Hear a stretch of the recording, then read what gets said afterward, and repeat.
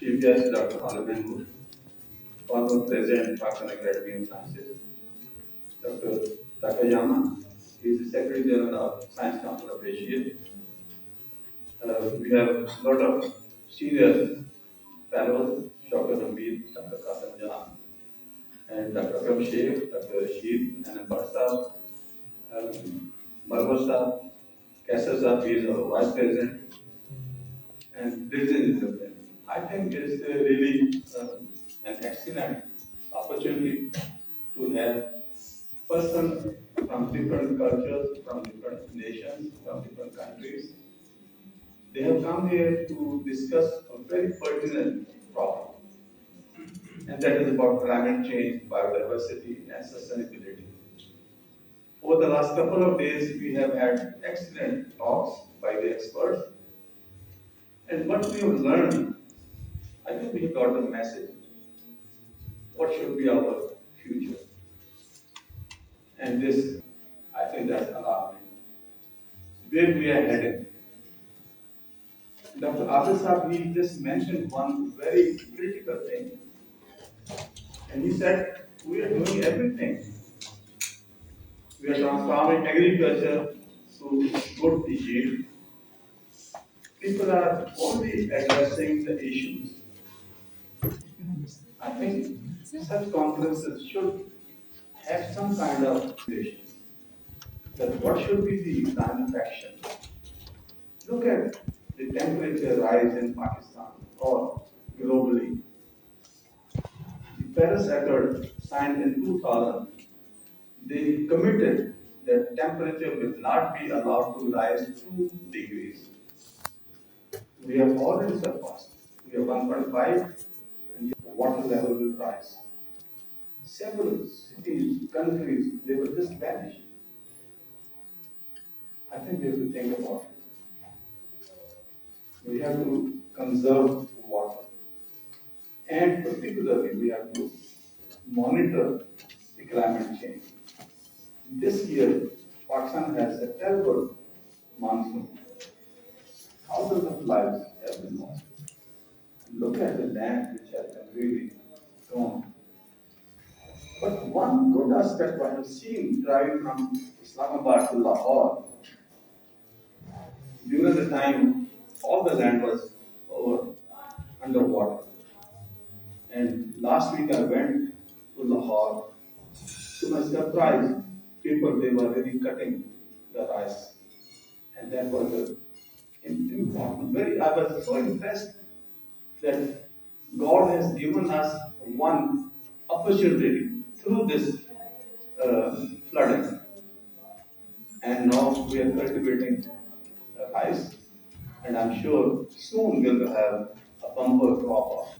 Although there's a lot of propaganda that there will be loss of wheat, but I think it's my judgment or what I have seen by traveling through the country, I think we will have a very huge crop of wheat. We're discussing about the carbon emission, and there are several sources, not only in Pakistan, throughout Asia. Although we are saying that Pakistan is not contributing, it's almost less than 1% for the carbon emission, but we are facing its consequences. And how to control it? There is a solution. Dr. 𝐏𝐫𝐴 has mentioned that this carbon rise, the emission, we cannot control it unless we have a lot of plantation. That is the only way possible. And how many of us will commit today that at least every one of us will plant at least 5 trees, and that might give a change, give a chance. People are not talking about only the carbon emission, but there is another very important source of emission, very dangerous and very harmonic gases, ACs, air conditioning. When I was young, boy, you cannot even think about an AC. And now, every house in Islamabad contains at least 5 to 6 air conditioned plants, not plants, I mean ACs. And what we are emitting, that is contributed towards the rise of temperature. Not only in Pakistan, go to Saudi Arabia, Dubai. Look how many big plants they have installed. And they are actually the real threat for climate change. We have to think about it. These cloud bursts, they cannot come only once in a blue month. Now we have to face it almost every year. And the hail, size of hails, will plant at least 5 trees, and that might give a change, give a chance.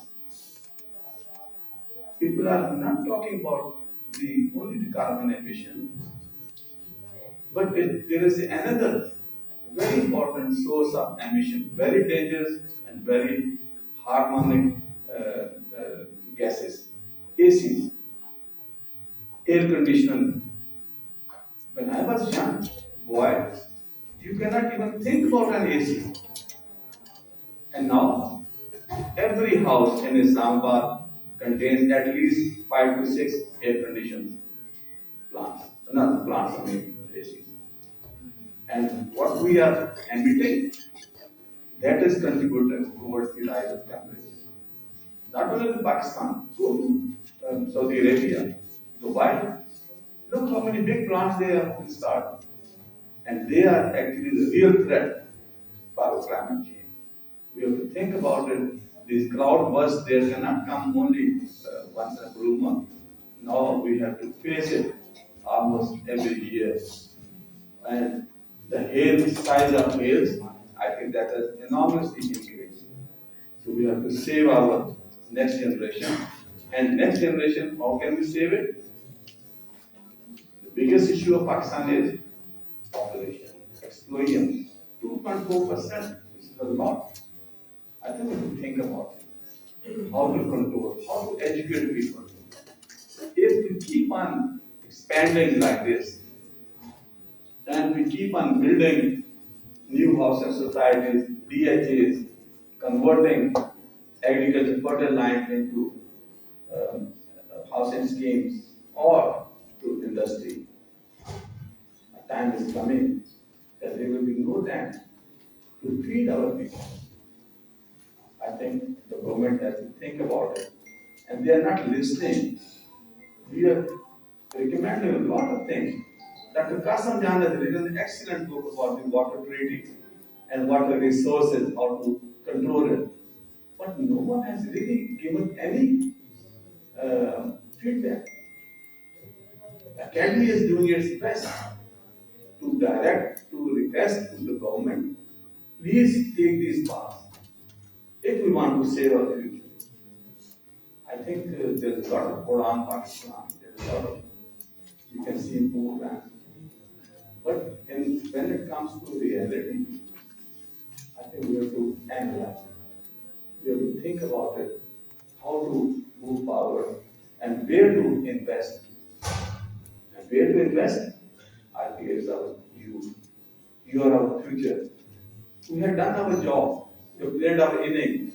Now, you are the future model. And you have to sort of make the policy.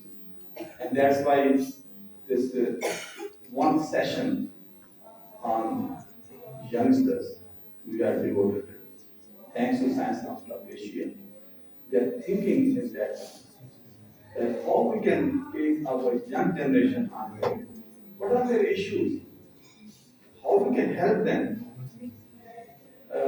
Yesterday someone mentioned that what is the issue of youngsters? And the answer was that they are unable to secure funding. I think this is not the issue. Write a good proposal, money is, a lot of money is available. The only thing is, you have to think about, address ecosystem, look around your area, what are the problems, and find a solution. You suggest a solution, I am with you to find a money. Money is not an issue. The government is swimming in money. They are spending billions of dollars just visiting different universities, signing MOU. I think that money has to be diverted towards science and technology. What we are doing, we are spending 0.16% of PG S&P. And the TASA mentioned at one time it was 0.2%. And we are requesting the government through this platform from Pakistan Academy of Sciences that at least 2% money should be allocated for S&P. Money is not issue. I once again say, money is not issue. They have a lot of money. Think about the people who are retiring, our judges, how much money they will get. Just calculate it. Our Vice Chancellor went to UK. Just look at the amount he has spent.